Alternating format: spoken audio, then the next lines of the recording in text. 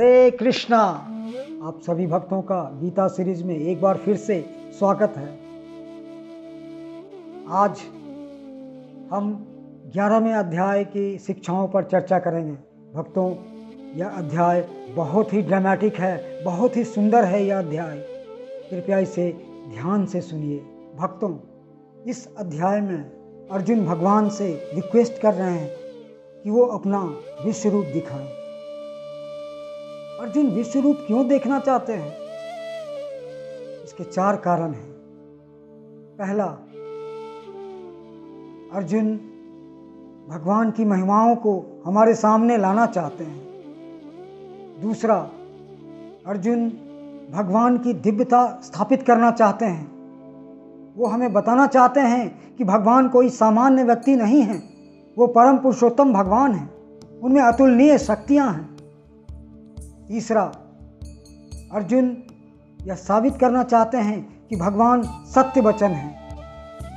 पिछले अध्याय में भगवान श्री कृष्ण ने कहा था कि अर्जुन मेरा एक अंश मात्र पूरे ब्रह्मांड को संभालता है।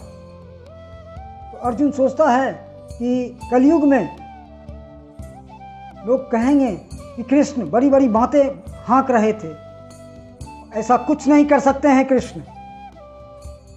उनकी सत्यता को स्थापित करने के लिए भगवान से विश्व रूप दिखाने के लिए अर्जुन रिक्वेस्ट कर रहे हैं। चौथा, अर्जुन कलयुग वासियों के लिए बहुत बड़ी सहायता करना चाहते थे। अर्जुन जानते थे कि कलयुग में ऐसे पाखंडी लोग होंगे जो कहेंगे कि मैं भगवान हूँ, मैं भगवान का अवतार हूँ, मैं ऐसा गुरु हूँ जिसे कोई दूसरे गुरु की आवश्यकता नहीं है। तो अर्जुन यह स्थापित करना चाहते थे कि भविष्य में यदि कोई कहे कि वह भगवान है तो उसे एविडेंस देना होगा। कैसे? विश्व रूप दिखाकर। इस अध्याय में एक बहुत इम्पोर्टेंट बात और है भक्तों, इसे कृपया ध्यान से समझने का प्रयास कीजिए।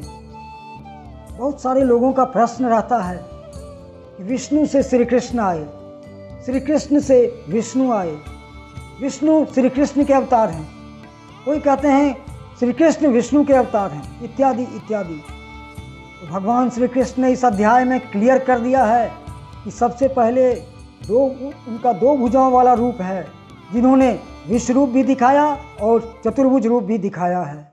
इस अध्याय का नाम है विश्व रूप दर्शन योग। प्रत्यक्ष अनुभूति से भगवान श्री कृष्ण से जुड़ना। 3 रूप इसका विषय है। यह श्री कृष्ण के बारे में बताता है। इसमें 5 महत्वपूर्ण शिक्षाएं हैं जो बहुत सुंदर हैं। आइए हम इन शिक्षाओं को ग्रहण करते हैं। पहली शिक्षा, always try to be thankful. हमेशा आभारी रहें। यह बहुत इम्पोर्टेंट बात है कि हमें थैंक यू बोलना आना चाहिए।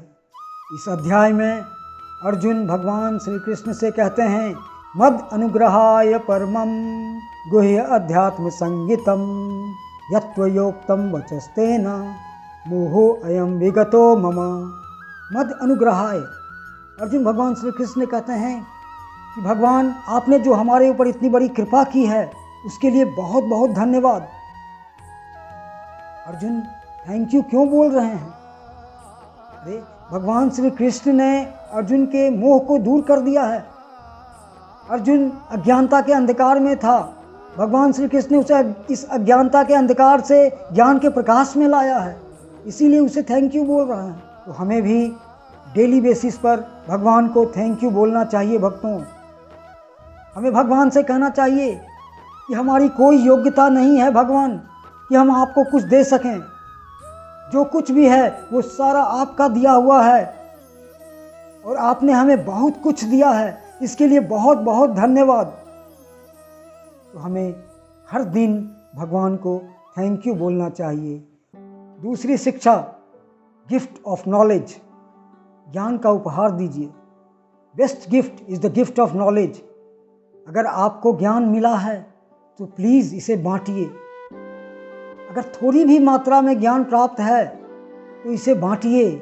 लोग ज्ञान की तलाश में हैं और ज्ञान उन्हें अंधकार से निकालकर प्रकाश में ले जाएगा। जब उन्हें इसका साक्षात्कार होगा तो वो आपको थैंक यू बोलेंगे कि आपने उनका जीवन बदल दिया। तो भक्तों, गीता का ज्ञान बहुत ही सुंदर ज्ञान है। कृपया इसे अपने जीवन में उतारिए और इसे बांटने का प्रयास कीजिए। इससे आपको और अधिक ज्ञान प्राप्त होगा। तीसरी शिक्षा, रेस्पेक्ट टाइम। समय का आदर करें। क्यों? क्योंकि भगवान श्री कृष्ण ने इस अध्याय में कहा है, कालो अस्मि, मैं काल हूँ। टाइम को चीपली नहीं लेना चाहिए भक्तों। टाइम बहुत पावरफुल है। हम अगर समय का रिस्पेक्ट करेंगे तो समय हमारा रिस्पेक्ट करेगा, हमारी सहायता करेगा, जिससे हम बहुत कुछ अपने जीवन में कर पाएंगे। टाइम का रिस्पेक्ट करने का अर्थ यह नहीं है कि हमें फालतू के चीज़ों में समय बर्बाद करना, नहीं। हमें सही चीज़ों को सही समय पर करना चाहिए। जिन चीज़ों को जितना समय देना चाहिए उतना समय देना।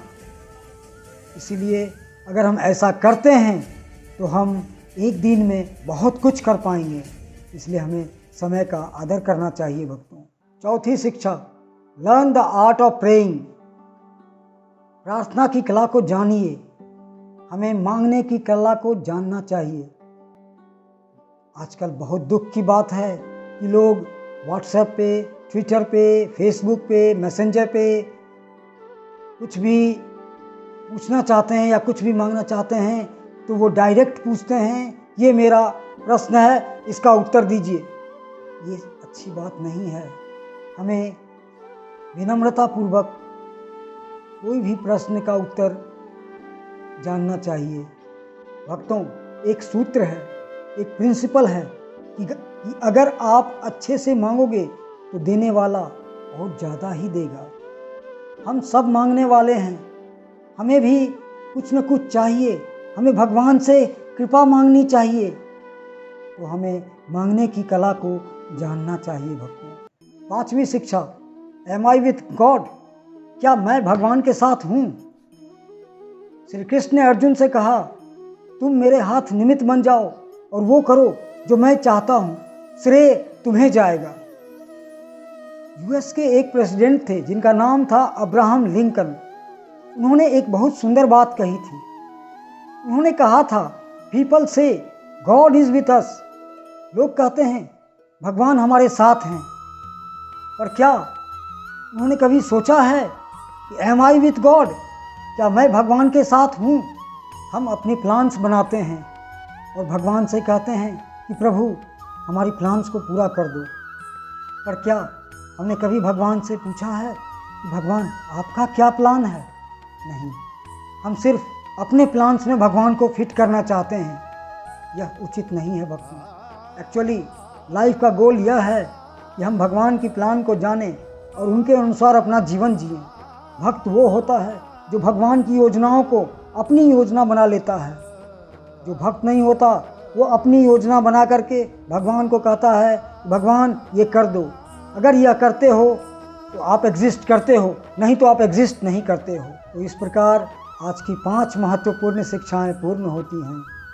भक्तों, अगले अध्याय में भगवान श्री कृष्ण ने अर्जुन को भक्ति का और गूढ़ रहस्य बताने वाले हैं। कृपया हमारे साथ बने रहें और हमारी इन शिक्षाओं को ग्रहण करते रहें और अपने जीवन को सफल बनाएं। और हो सके तो हमारी इन शिक्षाओं को कमेंट करें, शेयर करें और ज़्यादा से ज़्यादा लाइक करें। हरे कृष्णा।